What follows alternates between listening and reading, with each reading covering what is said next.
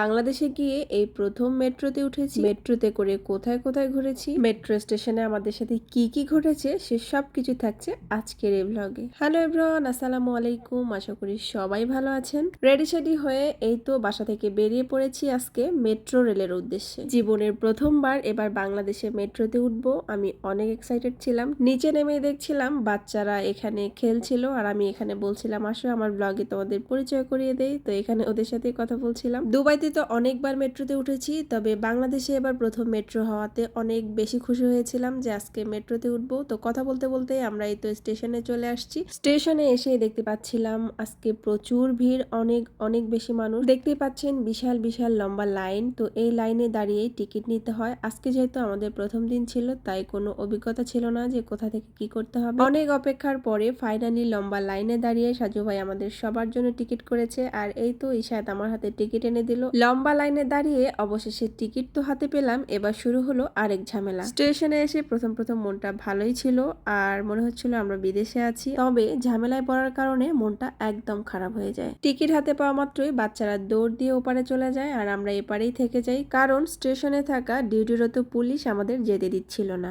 এই ভিডিওটা ছিল আমরা যেদিন বাংলাদেশে ল্যান্ড করি তার পরের দিনের ভিডিও। তো আমরা ল্যান্ড করে সোজা চলে যাই আমার ননদের বাসা উত্তরাতে। ঠিক পরের দিনই আমরা উত্তরা থেকে মিরপুর যাওয়ার উদ্দেশ্যে স্টেশনে আসি আর এটাই হচ্ছে সেই ভিডিও। অনেকক্ষণ অপেক্ষা করার পরে পুলিশের সাথে কথা বলে পুলিশদের বুঝিয়ে শুনিয়ে তারপর তারা আমাদের আসতে দেয়। এই সময়টা ছিল মূলত অনেক কঠিন একটা সময়, কারণ তখন ছিল ছাত্রদের আন্দোলন, রাস্তাঘাটে অনেক গোলমাল ছিল, একদম গাড়ি ঘোড়া চলছিল না। তাই হয়তো বা মেট্রোতে সেদিন এত পরিমাণের ভিড় ছিল। আমরা যেহেতু দুবাই থেকে গিয়ে সোজা আমার ননদের বাসা উত্তরাতে উঠি, তো উত্তরা থেকে আমরা যখন মিরপুরে আসি আমার বাবার বাসায়, তো আমাদের দুইটা লাগেজ ছিল, একটা একটু বড় আর একটা ছিল মিডিয়াম সাইজের। বড় যে লাগেজটা ছিল মূলত সেই লাগেজটার জন্যই তারা আমাদের আসতে দিচ্ছিল না। আমরা যেহেতু আজকেই এই প্রথমবার মেট্রোতে উঠেছি বাংলাদেশে এসে, তো সেজন্য আমাদের কোনো আইডিয়া ছিল না যে তারা কি অ্যালাউ করবে কি অ্যালাউ করবে না।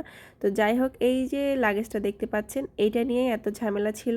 লাগেজ নিয়ে এত পরিমাণ ঝামেলা হবে এটা জানলে অবশ্যই আমরা আসতাম না। আর যেহেতু আজকে প্রথমবার মেট্রোতে উঠবো এজন্য অনেক বেশি এক্সাইটেড ছিলাম, যেহেতু ভাবছিলাম যে উত্তরা থেকে যেহেতু আমরা মিরপুরে যাচ্ছি তাই ভাবছিলাম আমাদের জন্য মেট্রোর জার্নিটাই ভালো হবে। ভালো ভাবতে গিয়েই যে আমাদের সাথে এরকমটা হবে কখনোই কল্পনা করি নাই। যাই হোক, এই তো আমরা এখানে মেট্রোর জন্য অপেক্ষা করছি। ট্রেনের এই লাইনগুলা দেখছিলাম আর মনে মনে ভাবছিলাম মানুষের কত বুদ্ধি, তাই না? এখানে আমি অপেক্ষায় ছিলাম যে ট্রেনটা আসবে, আমি সরাসরি সামনে থেকে দেখব, তাই এখানে দাঁড়িয়েছিলাম, কিন্তু ট্রেনের কোনো পাত্তাই ছিল না। আর এই তো যখন আমরা ট্রেন চলে আসে আমরা এখানে দাঁড়িয়েছিলাম আর এত পরিমাণ মানুষ ছিল সামনে, ট্রেন তো দেখা দূরের কথা, ট্রেনে উঠতেই অবস্থা খুব খারাপ হয়ে গেছিল। দেখতে পাচ্ছেন মানে ট্রেনটা না থামতেই মানুষের কি এক একজন ঠেলাঠেলি অবস্থা। এতক্ষণ আমরা ট্রেনের অপেক্ষায় দাঁড়িয়েছিলাম তখন কোনো মানুষ ছিল না, বাট এই যে ট্রেনটা আসার আগের মুহূর্তে এত মানুষ যে কই থেকে আসলো মানে এটাই ভাবছিলাম। যাই হোক, দুইটা লাগেজ নিয়ে দুইটা বাচ্চা নিয়ে আমরা খুবই সতর্ক ছিলাম যে বাচ্চারা যেন সাবধানে উঠতে পারে। আর এই তো ফাইনালি আমরা মেট্রোর ভিতরে চলে আসছি আর উঠেই কি একটা অবস্থা দেখেন, সব সিট একদম ফুলফিল। আমরা তো মাঝখানে দাঁড়িয়েছিলাম আর মাঝে মাঝে স্টেশনে যখন ট্রেনটা থামে তখন একটু পড়ে যেতে ধরি। যাই হোক, এটাও একটা মজা। আজকের এই অভিজ্ঞতাটা ছিল একটু অন্যরকম। ভিডিওতে অনেকবার দেখেছি মেট্রো থেকে মানুষ সুন্দর সুন্দর ভিডিও করে, বাট আজকের এমন একটা অবস্থা ছিল যে ভিডিও করা তো দূরের কথা, নিজের জায়গায় নিচে দাঁড়িয়ে থাকাটাও খুবই কষ্টকর ছিল।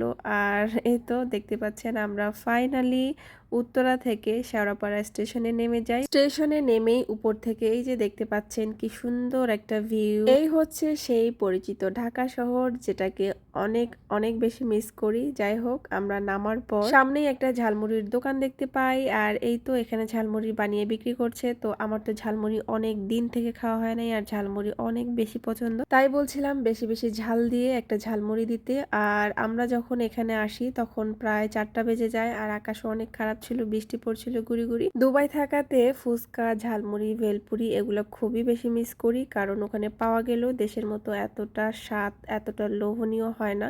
ঝালমুড়ি অনেক খেয়েছি, বাট এই ঢাকা শহরের ঝালমুড়িটা আমার খুবই বেশি পছন্দ। ফাইনালি এই তো আমার ঝালমুড়ি রেডি। তো এই ছিল আজকে আমার প্রথম মেট্রো জার্নির অভিজ্ঞতা। সবাই ভালো থাকবেন, আল্লাহ হাফেজ।